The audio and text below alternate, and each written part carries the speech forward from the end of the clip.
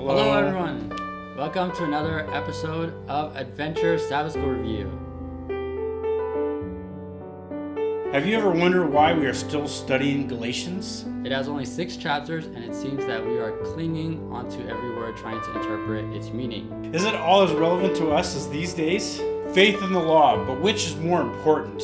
I think we understand this now. Is there anything else?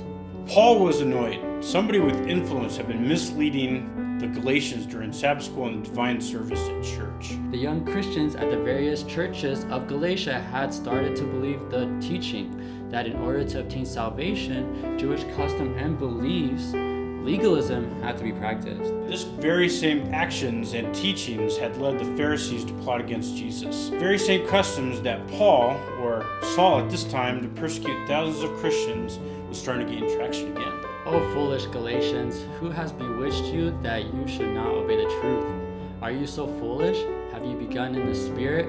Are you now being made perfect by the flesh? Paul was so upset here, he was not even trying to speak very softly.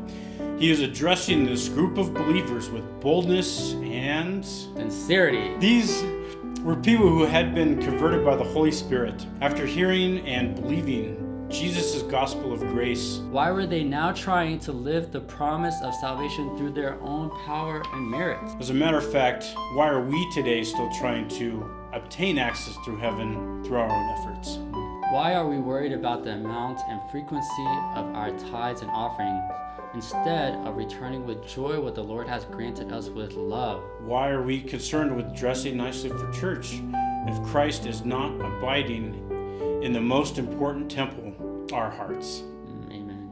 Why are we rushing through traffic to grab a nice seat in church when the Bible has been the last spot in our lives during the week? Hence the cry, "O foolish Christians." In it, we find a wake-up call, as we will discover in this week's lesson, to come out of legalism to enjoy the saving grace of Jesus Christ. It is a wake-up call to stop listening to him, Satan, who is opposing all principles of truth and right.